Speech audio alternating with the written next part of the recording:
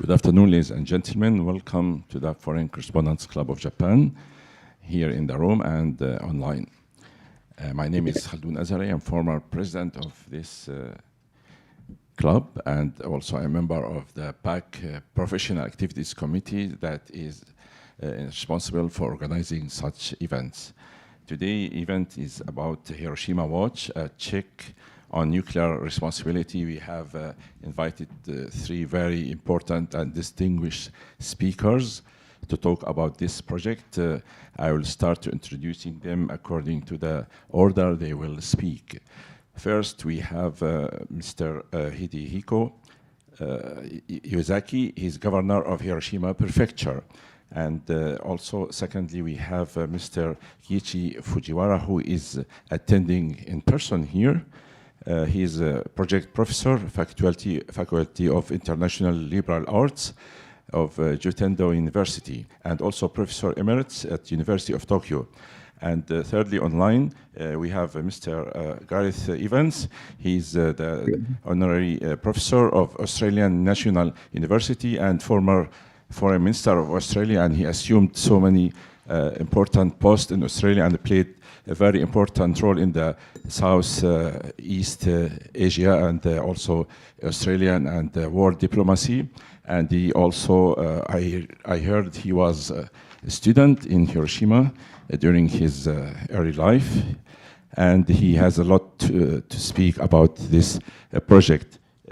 Also, our Governor Yuzaki is a graduate of Tokyo University, graduate in Faculty of Law in 1990, and then he got MBA from Standard University in 1995, and then he worked at the Ministry of International Trade and Industry in Tokyo, and since 2009 he has been governor of Hiroshima University. As you see, he's joining us online. We will have each speaker for about 10 minutes. I hope we can keep the time, and then that will be followed by questions and answers. Without further ado, ladies and gentlemen, let's start our event with Governor Yuzaki. Thank you. Well, thank you very much. Can you hear me? Yes. Good. Yes. Okay, thank you. Well, thank you for the kind introduction, and good afternoon. I'm Hidehiko Yuzaki, the governor of Hiroshima Prefecture. Well, thank you all for taking the time out of your very busy schedule to attend this press conference on the Hiroshima Watch. Well, tomorrow, Hiroshima will mark the 79th anniversary of the August 6th. On that day in 1945, Hiroshima became the first city in human history to experience an atomic bomb. By December of that year, the lives of 140,000 people had been lost. Well, even today, many survivors continue to suffer from the after effects. As we approach August 6th with a strong desire for the abolition of nuclear weapons, I'm honored to introduce the Hiroshima Watch initiative. Well, first, allow me to explain the background and the purpose of the Hiroshima Watch. Well, every year, Hiroshima Prefecture hosts the Hiroshima Roundtable as a forum for multilateral discussions on nuclear disarmament. At Hiroshima Roundtable, chaired by Professor Fujiwara, who is with us today, and joined by esteemed experts and practitioners in nuclear disarmament and international relations, including Professor Evans, we have shared the outcomes of our discussions with the international community through the chairman's statements and other forums. Well, however, in the face of increasingly severe global security challenges, well, such as the prolonged aggression by Russia in Ukraine and the armed conflict between Israel and Palestine, the threat of nuclear weapons use has heightened, and there is a growing trend towards greater reliance on nuclear weapons and deterrence. We recognize that the situation surrounding nuclear weapons is more precarious than ever. In response to this, during the Hiroshima Roundtable, held this drive, which saw participation from experts and practitioners in nuclear disarmament and international relations from Japan, Australia, China, South Korea, Russia, and the United States. We decided for the first time to create the Hiroshima Watch instead of the traditional chairman's statement. Well, specifically, the Hiroshima Watch monitors the progress or lack thereof regarding the obligations and commitments of various countries related to nuclear disarmament, such as Article 6 of the NPT.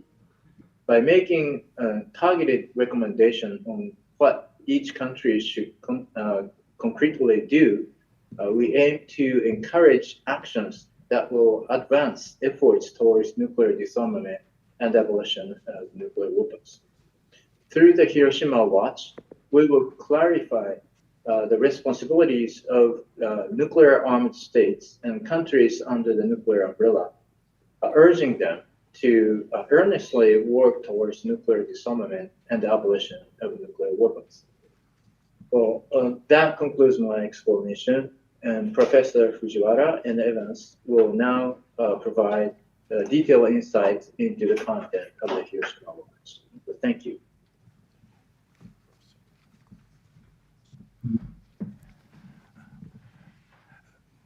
Thank you, Governor Yuzaki. And Governor Yuzaki has been the guiding light for the Hiroshima Roundtable for the past decade. And we had our 11th meeting this July, 16th and 17th. And following the devices of last year's meeting, we organized this document, which has been, the embargo has been lifted, so it should be available to you at the moment. You are all aware that on 8/15, August 6th of 1945, the very time of the atomic bombing of Hiroshima, a watch stopped working, leaving a world in fear of nuclear war. And this is the Hiroshima Watch. The Hiroshima Watch remembers the watch that has stopped and aims to keep a watch on the progress or lack thereof toward a nuclear weapon-free world and to propose policies that governments should adopt in pursuit of that goal. Drawing inspiration from the Helsinki Watch, as you might remember, played a significant role in the human right of essentially communist Europe. And also from the symbolism of Hiroshima in the history of the development and use of atomic weapons, the Hiroshima Watch would present the most important developments each year in nuclear disarmament, nuclear non-proliferation, nuclear security, and their policy implications. The statement is informed by the Hiroshima Roundtable, a group of nuclear experts from Japan, the United States, China, Russia, the ROK, and Australia, convened by the Hiroshima Prefecture. Also, the Hiroshima Watch draws on the Hiroshima Report 2024, which is available online. This is one of the most extensive documentation of the development of nuclear international situations related to nuclear armament. The Hiroshima Report itself is a fact-finding endeavor, and it does not include policy advocacy. The Hiroshima Watch is more focused on the immediate tasks that we face that should be done right away. Now, you might recall that there has been several international declarations, including those of the 5 nuclear weapon states, G20 summits in Bali and New Delhi, and most particularly the G7 leaders' Hiroshima vision on nuclear disarmament to 2023, which all have affirmed the global norm that the nuclear war can never be won and must never be fought. The last year, however, has been one of dangerous backsliding. Hiroshima Watch has identified 3 trends in particular. First, nuclear weapon states are increasingly relying on nuclear weapons in their national security policies or doctrines. Second, there is a growing risk of significant increase in the number, types, and deployment of nuclear weapons. And finally, there is a serious potential of the resumption of nuclear weapon testing by major nuclear weapon states. And here we are not advocating something that should be done in the long future. These are actions that should be taken immediately. First, the backtracking of increasing reliance on nuclear weapons, which we can see in several aspects, but strategic doctrines of nuclear weapon states include plans to use nuclear weapons first. Aside from China, the 5 nuclear weapon states have not declared no first use of nuclear weapons, and there has been no change in their policies. Now, they agree on a nuclear-free world, but they disagree or do not advocate negative security assurance. What should be done is pretty clear. No first use. A negative security assurance commitment should take place right away. And there should be reduction of reliance on nuclear deterrence and extended nuclear deterrence. If I may say so, the Japanese government has been advocating a world without nuclear weapons, but the dependence on extended nuclear deterrence has dramatically increased during the past year. The second backtracking is increase of nuclear weapons in number, type, and deployment. Now, you might think that the number is not increasing. Well, that is not necessarily so, because we see a sharp rise in the number of nuclear weapons in China. And also, we see an upgrading of nuclear weapons taking place in the United States, Russia, and other nations, including France. We also see deployment of nuclear weapons in non-nuclear states that is increasing quite dramatically. And also, we should not forget that the New START Treaty is about to lose significance. The numerical limit that is the basis of the New START Treaty is in severe crisis, and there is a renewed nuclear arms race, risk of potential use of nuclear weapons taking place right now. What should be done?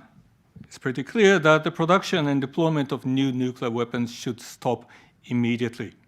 And also the numerical limits of the New START Treaty, that is the number of nuclear weapons in the United States and Russia, must be upheld and observed. As you can see, the reverse is taking place right now. The third backtracking is the possible resumption of nuclear weapons testing. And you might be aware that both Russia and the United States are reported to be considering resumption of nuclear weapons testing. And if this takes place, if resuming nuclear weapons testing takes place, that will further increase the risk of a renewed nuclear arms race, which I must say that is taking place right now. What should be done? Nuclear weapons testing must be prevented. There should be no nuclear weapons testing. Nuclear testing moratorium and the CTBT must be upheld. These are only some of the immediate actions that should take place. Deterrence based on nuclear weapons is a strategy laden with the risk of nuclear war. As long as countries continue to depend on nuclear deterrence and extended deterrence for their security, we cannot realistically anticipate the elimination of nuclear weapons in the future. And deterrence with conventional weapons is possible and is actually currently being employed. We should not put deterrence and nuclear weapons together as if that is the only way. The majority of the international community is made up of non-nuclear weapon states whose aspiration for a world free of the existence and threat of the use of nuclear weapons is expressed in the Treaty on the Prohibition of Nuclear Weapons, TPNW. The actions taken by nuclear weapon states and their allies are far short of bringing the TPNW into reality. And finally, all governments must make further efforts to transform the elimination of nuclear weapons from a future goal into a serious ongoing process with measurable results. A nuclear weapons-free world should not be a distant future, but a reality that should take place right away simply because the possibility of the use of nuclear weapons is a very real one. And Hiroshima Watch will continue to hold governments accountable for failing to act on their commitments and to encourage concrete actions for a safer future. And this is the end of my talk, and thank you for your attention. Thank you, Prof. Minister Gareth Evans, please. Well, thank you very much for the opportunity to join you today. Let me begin by saying that the Hiroshima Prefecture and Governor Yuzaki are to be very warmly commended for this new initiative. The latest, in fact, of a long line of initiatives that the Prefecture have engaged in recent years, designed to remind the world of the horrors of nuclear war, to get both policymakers and publics not just to vaguely nod their heads in agreement, but to actually understand. To understand first that nuclear weapons are the most indiscriminately inhumane weapons ever devised. To understand that any significant exchange of nuclear weapons would not just be catastrophic for the millions of those men, women, and children immediately killed and injured, but threaten the very existence of life on this planet as we know it. And to understand also that complacency is not an option. Complacency is not an option. The risk of the use of nuclear weapons, either deliberately or inadvertently through system error, human error, or miscalculation, is growing with each passing year, growing enormously as the security environment in our region and the wider world grows ever more fragile and volatile. Hiroshima really has a crucial, critical role, continuing role to play in telling this story. When Hiroshima speaks, the world listens.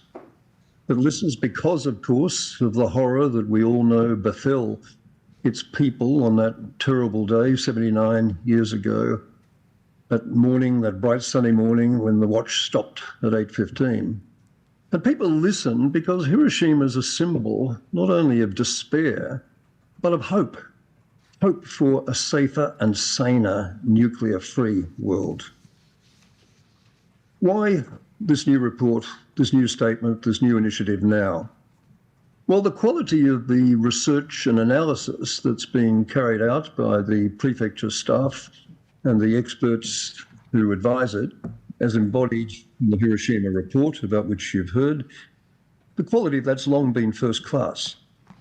But I have to say there was also a feeling among those of us, both from Japan and internationally, participating in the annual Hiroshima Roundtable that's chaired by Professor Fujiwara and sponsored, of course, by Governor Yuzaki and the Prefecture.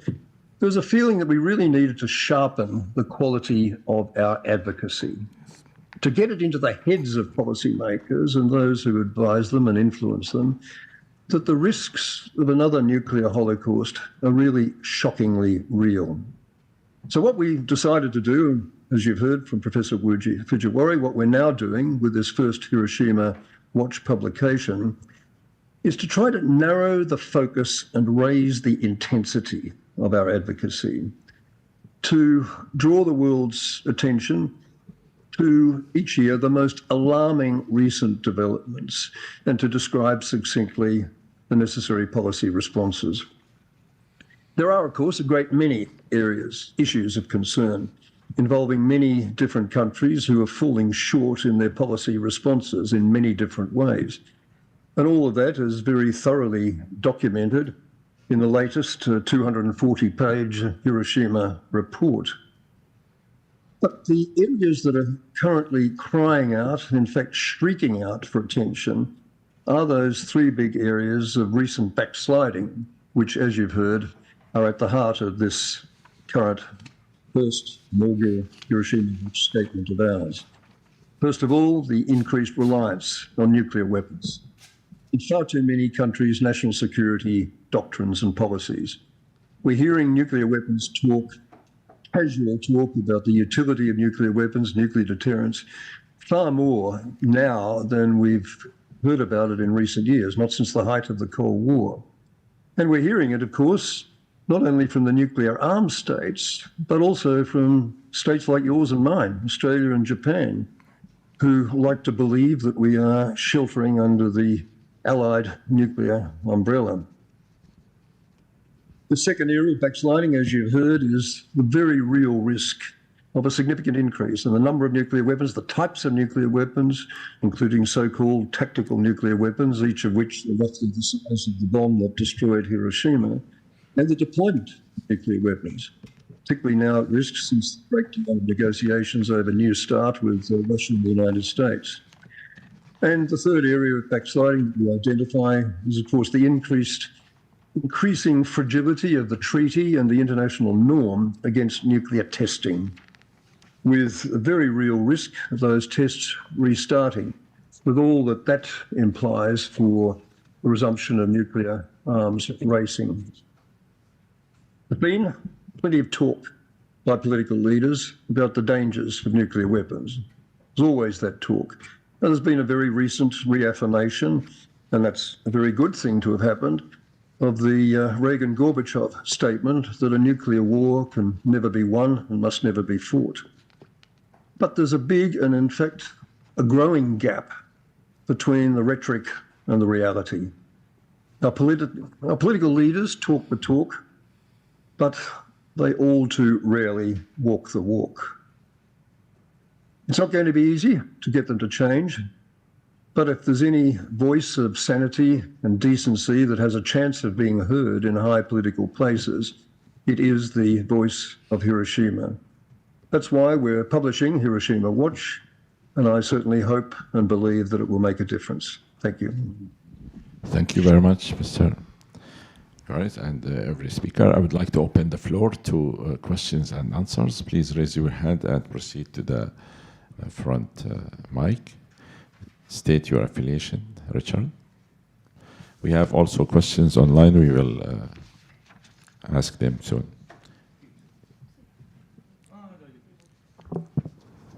In English, please. We don't have translator. I would like to ask Mr. Gareth Evans. I'm from Indonesia, Tribun News Kompas newspaper in Indonesia. You are talking about the peaceful, whatever, all about peace. Meanwhile, your action on 1975, I will not forget until now, because you supported Australian military invasion to East Timor, belongs to Indonesia on that time. That is not my question. My question is about, I need your response about the fight between Israel and Palestine, and now becomes more greater, including Iran also, maybe, and Lebanon, Yemen, with whatever in Middle East. So what is your opinion about this war? How to stop this war? Thank you. We are talking about nuclear weapons, and nuclear weapons were not an issue in Indonesia in 1975. What was an issue in 75 was an indefensible invasion of East Timor by the then Indonesian military. And I, for one, have never begun to support that. And I've worked very hard during my political career as minister to redress the terrible injustice that was there done for the East Timorese people. Similarly, of course, I am very vigorous in my opposition to what is happening with Russia, Ukraine, in indefensible breach of all the norms that we thought existed about international behavior. And of course, what's happening in Gaza, which is simply horrible. What Hamas did on October the 7th was indefensible. Israel was entitled to respond appropriately, to defend its own people, its own interests. It was a shocking breach of decency, humanity in Hamas's actions. But equally, there's an obligation under international law to respond proportionately, not to engage in recklessly disproportionate killing of innocent civilians. And of course, the whole world is horrified by the scale of what's happening in Gaza at the moment. So please don't attribute views to me which I don't hold. Please just focus on the reality of the risk which we're talking about today, which is one of the three great existential risks to our planet. Not just a risk to ordinary populations, it's a risk to the whole existence of this planet. Along with climate change, along with pandemics, the risk of nuclear war, nuclear catastrophe is very real. And what we're trying to do with this exercise with Hiroshima Watch is give a badly needed wake-up call to policymakers that they're being far too complacent about the reality of those risks. Thank you, Minister. If I may follow up on his question, maybe Governor Yuzaki can give some remarks about the situation in Gaza, since that there are some issues that Hiroshima didn't invite Palestinian representative, but invite Israel. I heard some opposition in Hiroshima about that, and the issue is in the news. So, Governor, would you like to have any comment on that? Thank you. Yes, well, we're very much concerned with the situation going on in Gaza. You know, there's, I think, a serious breach of humanity in there, and we are hoping that the conflict will end as soon as possible. And another concern is there have been, you know, casual mentioning of use of nuclear weapons by Israel, and also its allied state. Those are very concerning,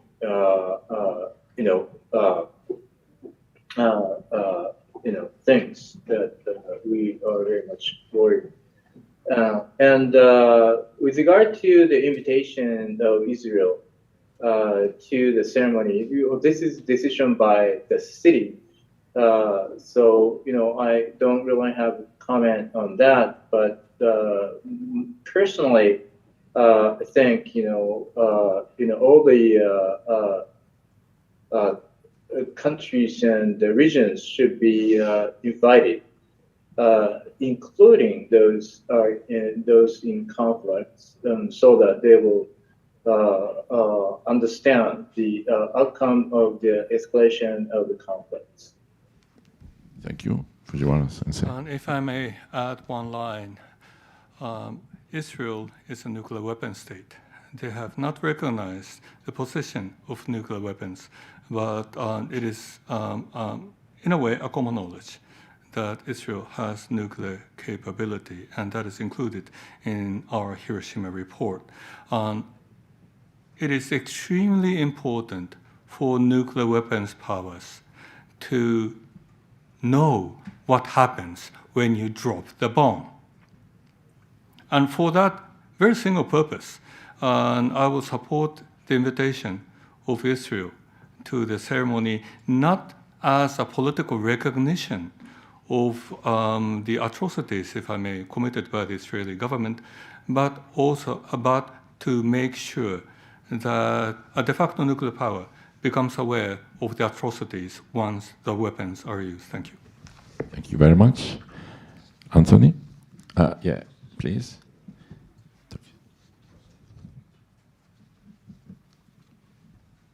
Please address to whom you are asking question. Freelance Nishimura, thank you very much. As Professor Fujiwara referred to, Japanese government is deeply involved in the extended deterrence, as seen in the 2+2 meeting between Japan and the United States. Governor Yuzaki, do you think the attitude of the Prime Minister Kishida is contradicting to his upholdings of, for example, Hiroshima Vision or Hiroshima Action Plan? What is? Do you think it's? Do you think the Prime Minister Kishida represents the voices of Hiroshima in terms of extended deterrence. And the 2+2 referred to the China's opaque expansion of its nuclear arsenal. What do you think, any of three guests, what do you think is the alternative to deal with nuclear development in China or North Korea? Thank you. Thank you. Would that question be to me or Governor Yuzaki? First question is Governor Yuzaki. Second question is all of you. Very well. Okay. So Governor Yuzaki first. Okay, well, thank you. It's clear that Prime Minister Kishida has the very strong commitment with the pursuit of nuclear abolition, and that is very clear, I think. And at the same time, and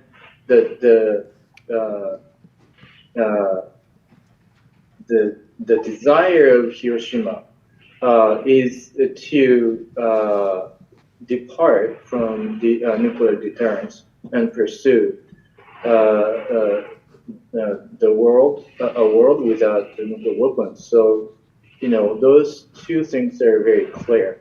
And there is, I think, situation that we need to deal with in the, current political or security situation, and that's what I think Prime Minister is trying to do, and resolve this, the issues of our desire and the pursuit of the goal of the abolition of nuclear weapons. If I may pick up the second part, well, actually, all to Mr. Nishimura's question.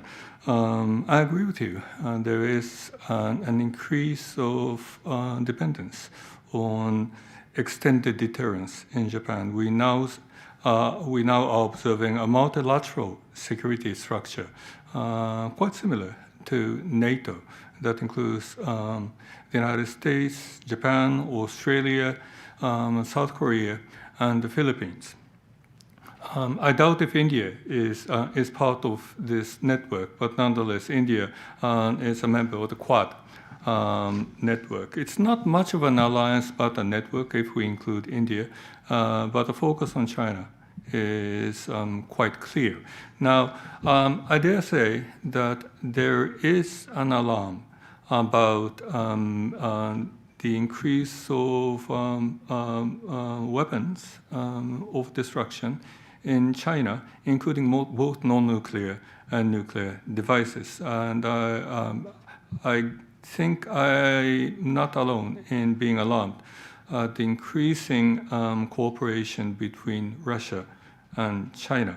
Now, however, Prime Minister Kishida is talking about two very different things. One is a non-nuclear world in the future, and the second is an increase of nuclear extended deterrence in the region without filling the gap between the two. Now, if we assume that we are the peaceful ones and they are the aggressive ones, they meaning China or Russia, or South Korea, or North Korea, or for that matter, any nuclear power states, there may not be a problem. But we are also part of the problem.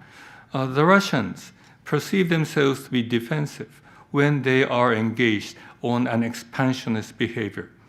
And I doubt if there are many Chinese who believe that the increase of nuclear capability is an offensive one. Now, this is a classical security dilemma that we saw in the Cold War. And we are approaching that situation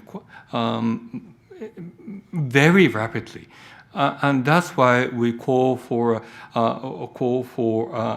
decreased reliance on nuclear weapons deterrence, and we call for stopping nuclear weapons testing. And and stopping the increase of nuclear weapons in numbers, type, and deployment. And this is not saying that the Chinese or Russians or North Koreans are peaceful.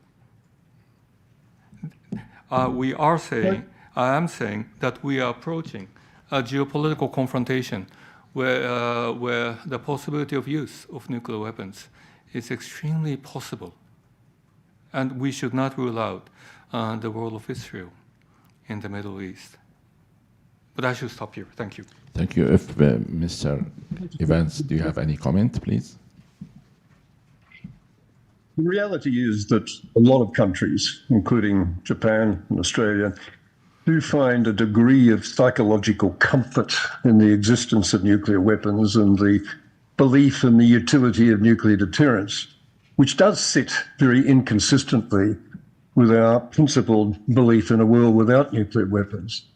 I think we have to recognize the reality of that psychological comfort, but not succumb to the arguments, because the arguments are not very strong about the utility of nuclear deterrence, about the actual extra protections that nuclear deterrence gives, whether you're talking about one nuclear state against another, when you're talking about nuclear states against non-nuclear states, when you're talking about the protection of small countries against the possibility of regime change. In each case, the arguments for nuclear deterrence are in fact much weaker than many people believe. And one of the projects that the Hiroshima Prefecture is now doing is working on a very systematic and detailed analysis of the arguments for nuclear deterrence and attempts to bring attention to the weakness of those arguments. But even if there is some credibility to the notion that the existence of nuclear weapons makes policymakers more cautious than they might otherwise be, and probably there is some reality to that in the Cold War years and still today, what we have to confront is the reality that so long as any country has nuclear weapons, the risk of their use, if not deliberately, then at least accidentally, inadvertently, unintentionally, is really huge. And this is the argument that was made very strongly by Henry Kissinger, George Shultz, Sam Nunn, Bill Perry in that famous series of Wall Street Journal articles. These heavy-duty Cold War realists all said, whatever may have been the case in the past, the reality is that nuclear weapons, the possession of nuclear weapons by anybody, is far more dangerous to the future of the world than reliance on them brings rewards. And I think that's the reality we have to confront. What we need to do in the short term, recognizing that political reality, that there's still this degree of psychological and political comfort with deterrence, what we have to do is focus on nuclear risk reduction. Yes. We have to focus on nuclear doctrines, really getting buy-in to the notion of no first use and getting countries' transparency and their deployment policies consistent with that, so that it becomes not just a rhetorical commitment, but a genuinely realistic and reliable one. We have to focus on reducing the number and types and deployment of nuclear weapons, as our Hiroshima Watch statement does. And of course, we have to focus on issues of testing and ensuring that that doesn't take off again. So focusing on nuclear risk reduction is probably the most important priority at the moment. But please, we have to recognize that the casual complacency with which we accept the underlying arguments about nuclear deterrence is just not justified. And we really have to work very hard to change that mindset over time while working in the short term on policies of nuclear risk reduction. Thank you very much for your insights. I have a question from... sorry, let me... Yeah, go ahead, Governor, please, go ahead. Yeah, I didn't answer the second question. The problem that we're seeing now is this perceived, utility or role or effectiveness of nuclear deterrence. As you know, the many countries perceive nuclear deterrence as a very effective way to guarantee the national security. Countries are becoming more dependent on nuclear weapons, including China and Japan and in the area in Asia. But as Gareth mentioned, there's a huge question of this effectiveness of nuclear deterrence, and that is under scrutiny right now under the TPNW framework, and Austria is leading the project of questioning the nuclear deterrence. And also, Hiroshima Prefecture is now pursuing the alternative security system to the nuclear deterrence, as Gareth, Professor Evans mentioned. And there's huge question on does nuclear deterrence really hold, and also. In addition to those questions, we need, we think, some framework of international security that will be able to replace the nuclear deterrence, and that's what we're working on. And we have to, and many, I think, policymakers need to recognize this reality of the, that there is a huge question on nuclear deterrence, and also work towards the world without nuclear weapons by pursuing this, replacement of nuclear deterrence. Yes. Thank you very much. I have a question online from Ms. Kathleen Pinoza from the Japan Times. She asked Mr.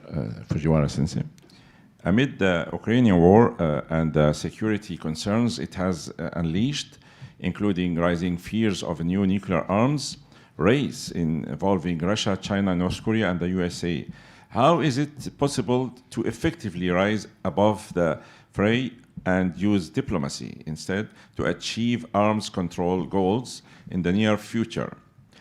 Or is this move of a long-term goal to lay the foundation for? How would you rate Prime Minister Kishida's realistic approach in this sense? For all speakers, what role can the new Hiroshima Watch document play in making sure countries are fulfilling their obligations related to nuclear risk reduction and nuclear disarmament? Thank you. Thank you. I'll go first. Thank you for an excellent question, which is something that I myself have to think almost every day. We live in a world where war is unleashed. There has been a major attack against Ukraine.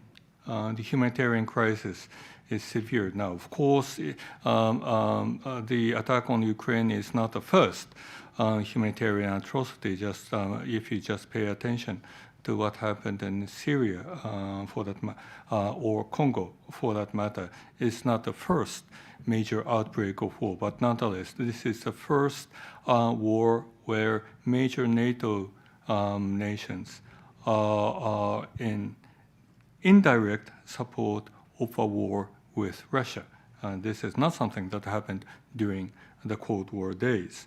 And of course, the relationship between China and East Asian nations, Southeast Asian nations, or for that matter, especially the United States, NATO has deteriorated, to say the least. And with NATO powers becoming more alarmed about military buildup in China. So yes, we do live in this world of war, and you're perfectly correct in pointing that out. Now, is diplomacy an impossible future? I don't think so. I do not think so, because all powers are afraid.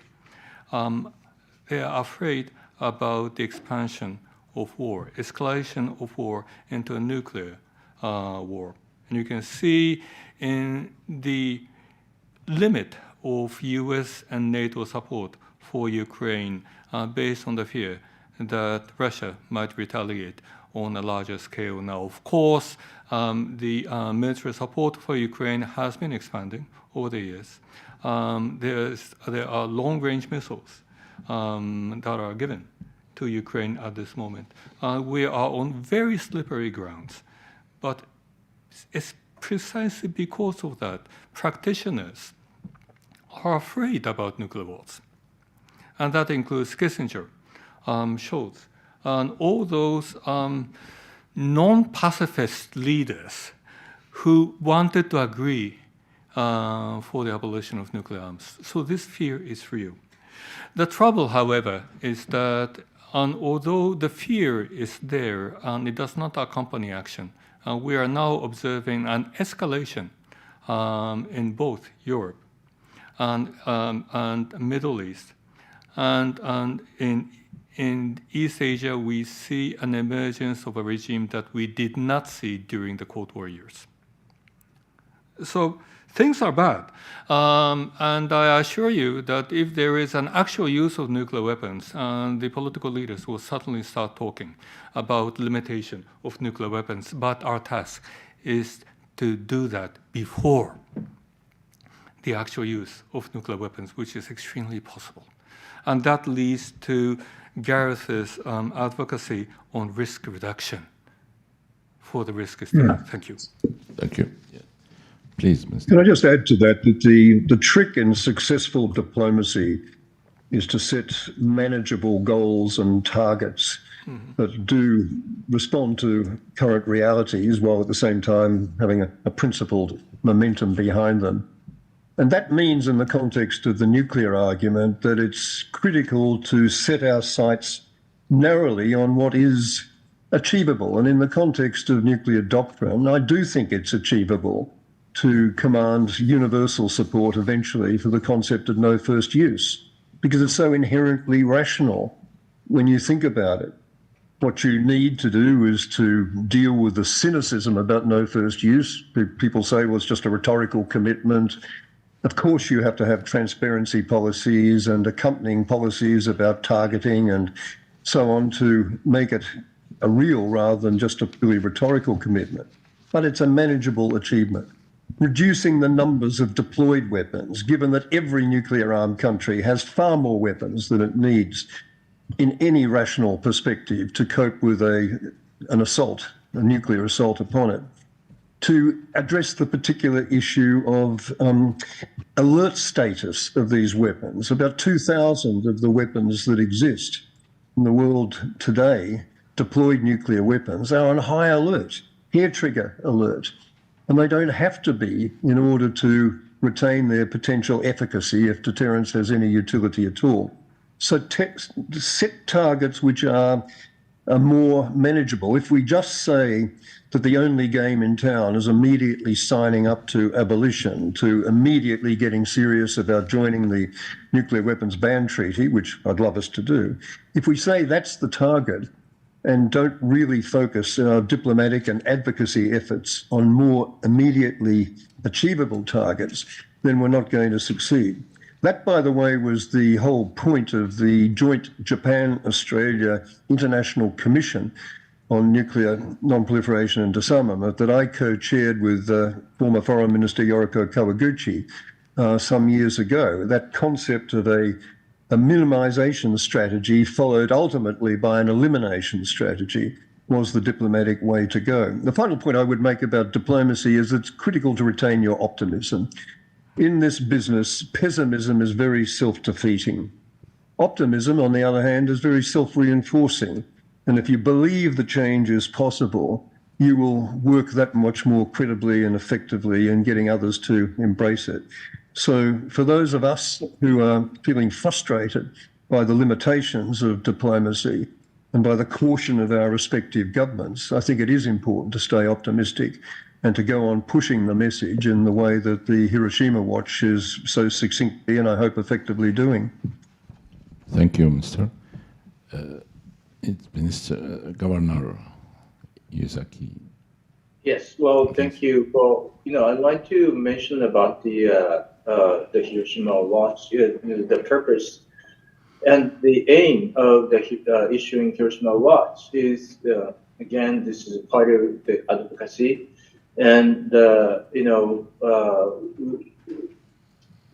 we're, at least in Japan, Australia, US, many of the participants of the roundtable are from democratic countries, and we need to influence our government to work really hard towards abolition of nuclear weapons, and we're alarming them what we need to do.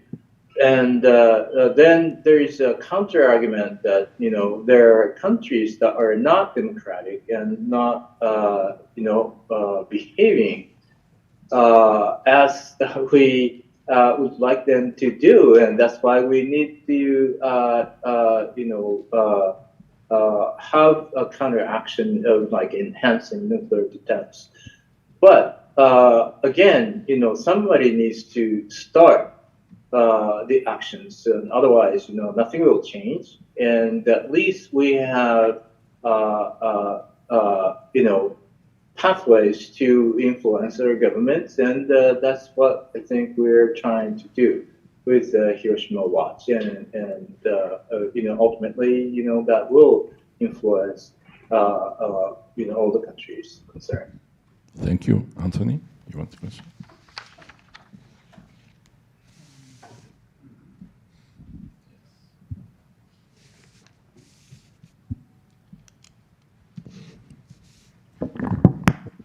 Anthony Rowley, I write for the South China Morning Post and other publications. I wish I could see ground for optimism, quite honestly. As was observed, the nuclear weapons represent a threat to the existence of life on this planet. So too does climate change, and I suppose health pandemics could be said to be another threat to the existence of life on this planet. So, meanwhile, the leaders of the great powers don't really seem to share this point of view. They are much more concerned with other issues. So where is the room for optimism? Will the breakthrough, if any breakthrough is to come from the Western powers? Will it come from the increasing power of, say, the BRICS group of nations? Where is it best to direct the appeal, if you like, for action? Because this does not seem to be, this issue does not seem to be a priority for most leaders. Thank you. Well, if I can respond to that, of course, you have to be pretty brave to be a real optimist, given the environment that you describe, which is not very congenial for optimism. But you can't give up on optimism, because if you do, you don't get out of bed in the morning. And it's crucial that we continue to get out of bed in promoting this issue, because it is so critical existentially. My instinct is to start in our advocacy, not with the nuclear-armed states themselves, who almost invariably are sort of locked into a pretty intransigent defense of their own credibility and existence of nuclear weapons, but with our countries, with Japan, with Australia, with the European allies of the United States, who are capable of being very effective advocates if only they can make the arguments in a way that are compelling. For Japan, with its experience of nuclear horrors, to be anything other than really, really forceful in pressing the case for no first use, for example, I find a bit extraordinary.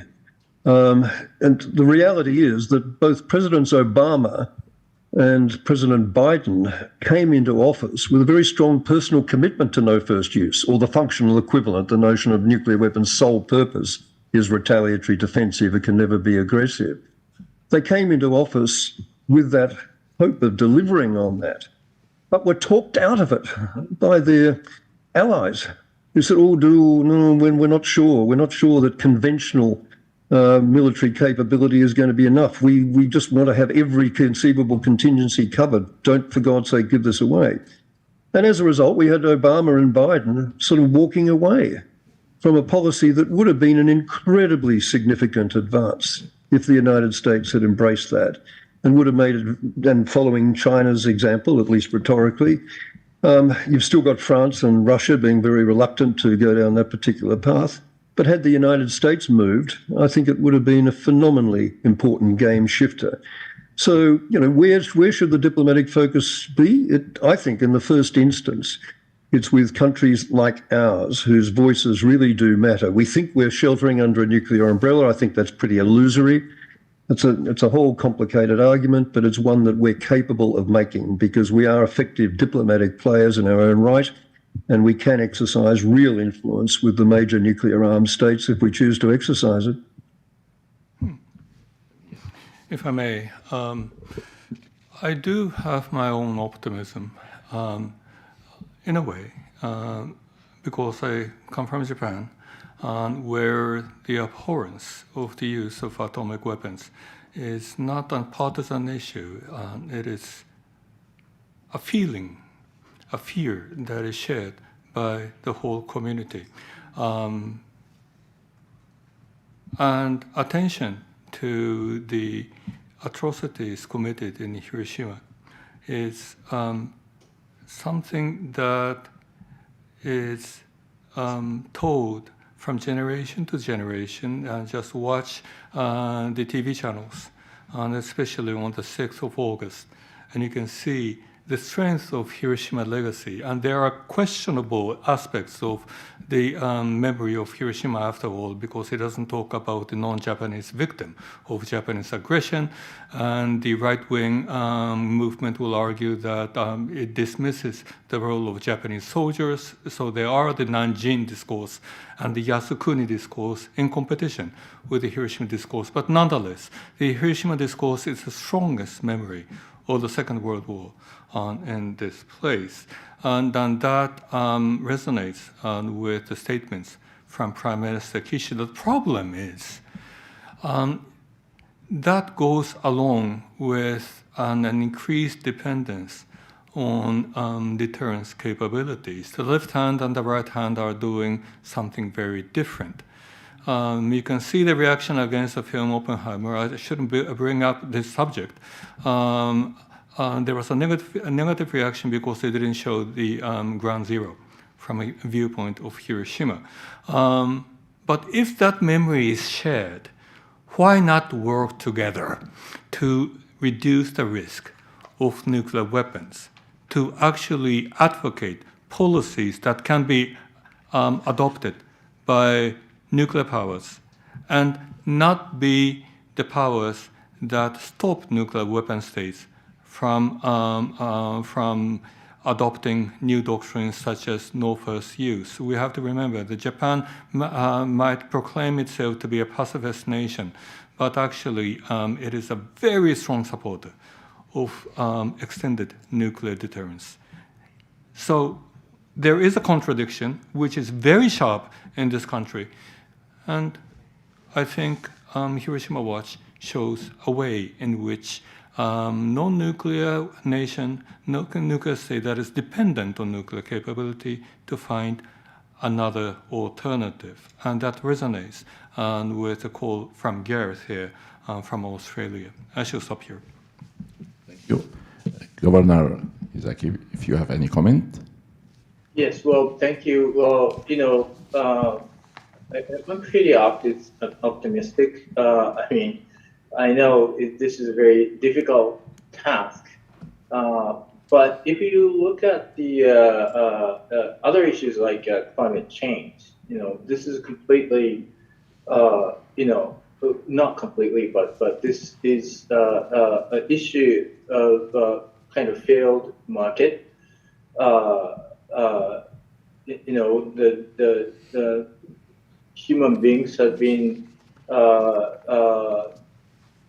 exploiting the environment and emitting CO2, and well, economically, it's better off without giving concern to the emission of CO2. But now, as people share the risk of climate change and global warming, even now, private sector companies, private companies, are working very hard towards, the CO2 emission issue. And, that comes from this shared or perception of risk. And, once this perception changes, this is an issue that we need to work hard. People start to work hard, even though still there are many problems on global warming. But I think the similar thing could happen to the nuclear weapon issue as people recognize more correctly the risk associated with the nuclear weapons, and the more resources are put in the disarmament of nuclear weapons. It's simply at this point underinvested in the disarmament of nuclear weapons. Just like what happened in the climate change. Initially there is a clear underinvestment in the issue of climate change, but as the investment increases, there will be more increase the recognition of the issue, and then that will start rolling. I mean, things will start rolling. And I think, and I hope, and we need to have similar process with the nuclear weapons. Thank you very much for your insights, Governor Yuzaki. And with that, we wrap up our event. I hope we have all gained extra optimism and hope from these very important insights to deal with the nuclear threats and protect our lives and protect our planet. With that, ladies and gentlemen, I would like to thank our distinguished speakers, Governor Yuzaki, Governor of Hiroshima, and Minister of Foreign Affairs, former Minister of Foreign Affairs, Gareth of Australia, and Sensei, Fujiwara Sensei, Professor Sensei. Thank you very much for your insights. And we are really honored to have you here at the Foreign Correspondents Club of Japan. We hope to see you again with less threat of nuclear weapons. Ladies and gentlemen, please give a big round of applause to our guest speakers before they leave. Thank you very much. Thank you. Thank you very much, and have a nice evening. Thanks.